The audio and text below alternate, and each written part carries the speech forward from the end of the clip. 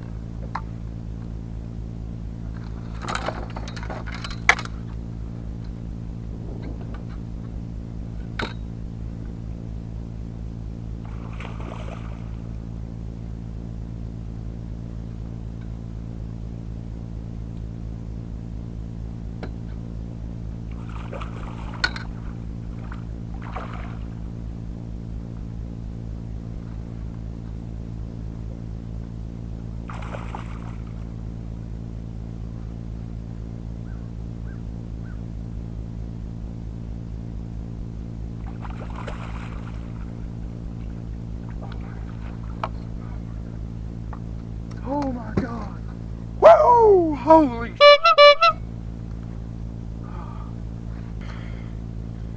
Oh. Holy cow, guys. Look at that. Just a monster. Oh. Wow. It has been a tough day. Whoa. So let's talk about the rig itself. Now the rig is made up of basically a jig head, a specific type of jig head, and a soft plastic, which is a lot like a soft plastic jerkbait. There's a lot of different heads out on the market. The Erie head probably was one of the very first styles that we used in this sort of rig. I think VMC makes a moon eye shad or a moon eye head or something like that. It's got a really big eye in it.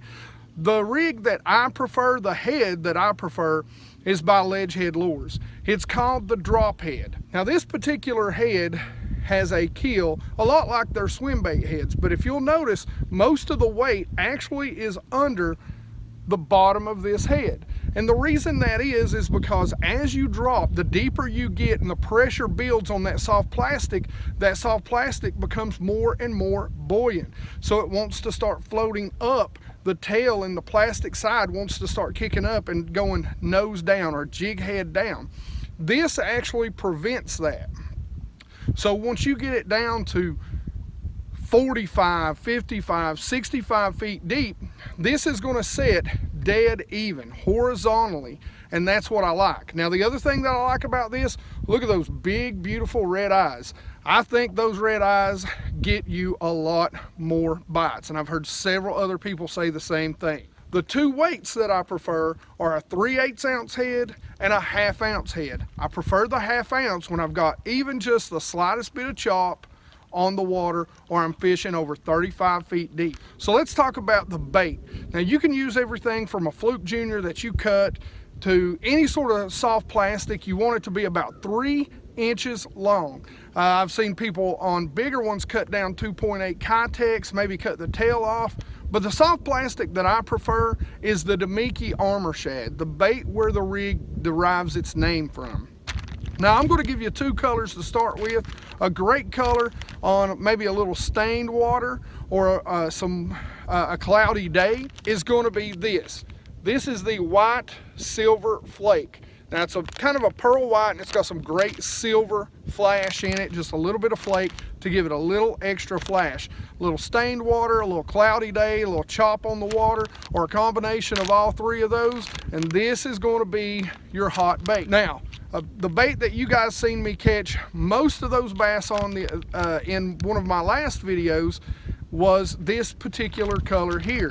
It was a high bluebird sky, which for me, when I'm fishing for deep smallmouth, I prefer that high sky. This is the smoke silver black, and it's got silver and black flake in it. It's a smoke color, but it's got a ton of silver and black flake, and it looks awesome on a light chop, high bluebird sky.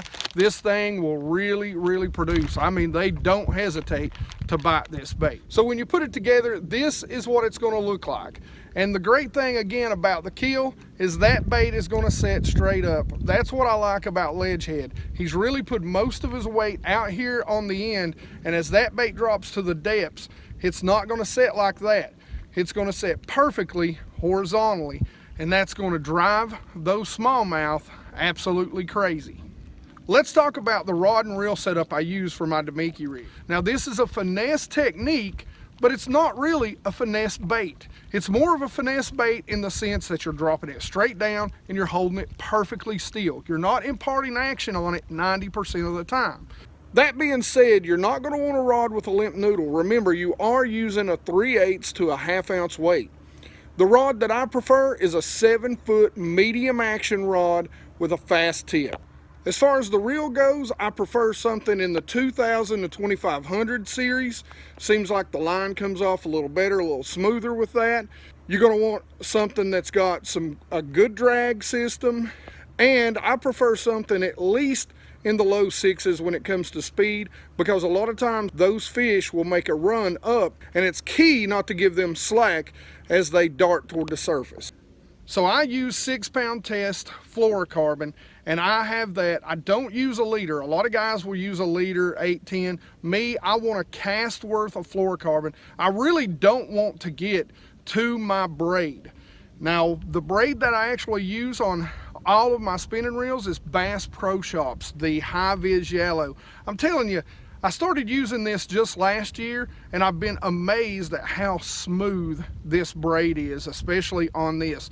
Now, the size of the braid, since I never get down to the braid, it doesn't really matter, but some guys like to use a lighter braid to get a little faster drop. Again, this is a technique that's primarily dominant in clear water. It's kind of like a jerk bait during the winter. The clear water tends to be best. So it might just be me, but I don't want, you know, a yellow string of spaghetti.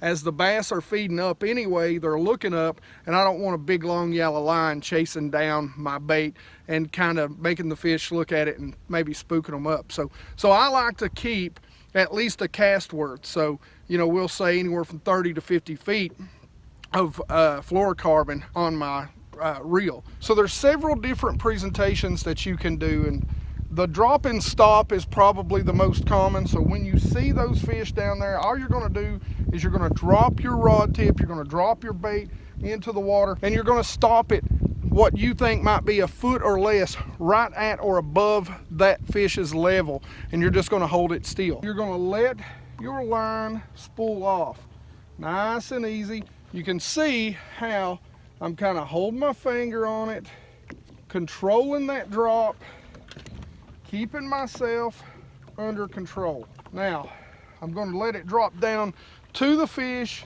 and then I'm just going to hold it there. And I'm going to wait and see if I get any bites that I can detect. Now, the other thing that I like to do is that if that fish doesn't react or it comes up and sits there for a second, I'll actually give one quick turn of the reel or just snap my rod tip just a little bit and hold it perfectly still again and see if they can come get it.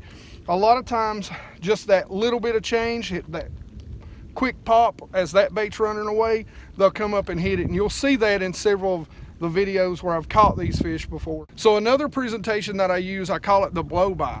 So what that means is the fish, I see that they're at a certain depth level, and I actually drop that bait as fast as it can go. I really like a 1/2 ounce head for this because it drops very, very quickly, and I'll drop it straight by the fish and then stop it slightly below it to see if that fish will actually chase it down.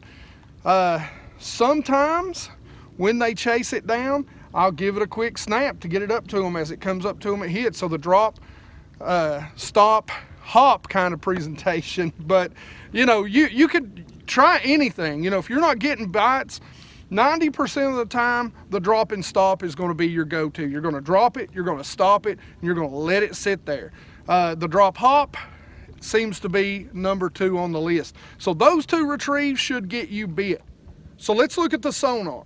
I'm going to show you how to tell if fish are active or if they're inactive, so you don't waste your time. I want you to build confidence in this presentation, in this rig. So I want you to find those active fish and target those active fish first.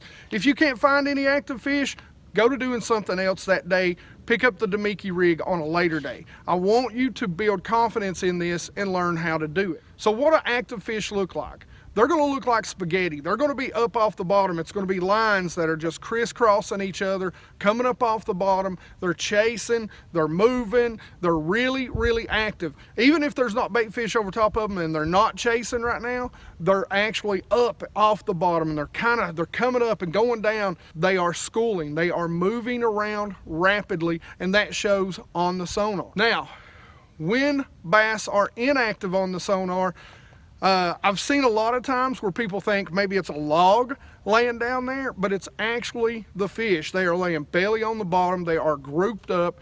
And every once in a while, you'll get one to come up and bite, but you're really not going to have that day where you're just smashing them. They're going to be tough to get to bite. You're really going to have to slow down. You're really going to have to set it in their face.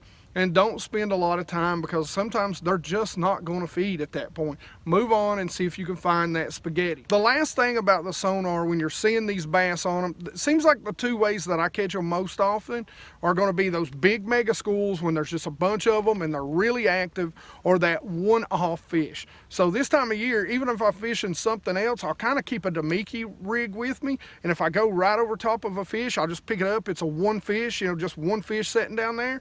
I'll drop it down, and a lot of times that'll pay off. I don't know why, but you get those kind of, 2, 3, 4, 5, 6, what you can tell. The smaller schools, a lot of times those schools just, I don't know, there's not a lot of competition. One fish will a lot of times be a bigger fish when it's a one-off fish. He's big, he's by himself, he's a loner, and you can pop it down. He'll just, hit him in the nose and he'll bite it. But a lot of times with the schools, the more the merrier, because the more bass that are out there, the more competitive they are with each other, trying to feed and catch that bait fish. So some of the places that you're going to actually look at are going to be channels and ditches. These are going to be secondary channels that you're going to look for, and a lot of times they'll sit right up on the edge, long sloping points. If you get a channel, a secondary creek channel that runs up against a long sloping point, even better. But remember, to build confidence, look for those bait fish first. No matter what kind of structure they're going to be around, most of the time your bass are going to be around those bait fish this time of year. Long points. Points can be a big deal. Rocky points, chunk rock this time of year. The slate and everything is really good in the early spring where I live at, the sort of slate. You can see a lot of it around me right now. But what you really want this time of year, because it holds heat longer, it absorbs heat easier, is that chunk rock, about the size of my head to the size of your fist. Those seem to be the areas that really pay off for me this time of year. Now, that's not to say for some reason that they won't be on a lot of different things. But remember, right now you're building confidence. Look for the high percentage areas. Guts. And what I mean by guts is right in those small little cuts that are on the main lake, those small little coves. I mean, they might be, 50 feet deep. Right in those little cuts that are just off of a main creek channel. Just those little cuts. A lot of times they'll sit right in the middle of those, out on, in that deeper water, that first drop in that, as that creek channel kind of runs down. Hey, so I hope this helps you learn how to use the Damiki rig. I hope it helps you catch a ton of fish this winter if you can get out. I'll tell you what, even you ice fishing guys, get you some of these, drop them down through those ice fishing holes. Ben Nowak told me one time, and I'm sorry, Ben, if I butcher your last name, but Ben told me one time, basically we're ice fishing, we're just dropping it straight down. It's just we have soft water, so the whole lake is kind of our hole. We don't have to drill a hole every time we do it. But it's pretty much the same thing. You drop it down, you hold it still, you wait for the bite, you set the hook, and you reel him up. Another thing, Ben has actually got a super great video, and I'll put a link in it somewhere here, but a super great video about how to fizz fish, and that's very important when you're fishing as deep as I'm fishing. A lot of times 35, 45 feet. These smallmouth, when they bite, man, they are like rocket ships a lot of times, and they are coming straight up. And with these little hooks, another bit of advice I can give you, little hooks, little barbs, if they get the least amount of slack line, they're going to toss those suckers. You know, it's a lot like a you know, fishing a drop shot. All right, as always, questions and comments in the comment section below. You know I love to answer your all's questions. Guys, I love to answer your all's questions. I love to talk to you. I love to talk fishing. I love to talk about things. And I love to hear about how you're catching fish. So share it with us. Like I say all the time, I want to make this a knowledge-based channel, a knowledge-based share. Share your knowledge with us. Help us all become better anglers. If you've got video ideas or something that you want me to do about a technique, shoot it to me. If I don't know it, I'll get in touch with you. I'll learn it, and we'll go out and we'll put it together, put a video together about it, so we can help everybody else get better. All that being said, like it if you like it. Don't forget to subscribe. By the way, Happy New Year, Merry Christmas if you haven't seen my Merry Christmas video, and you guys rock.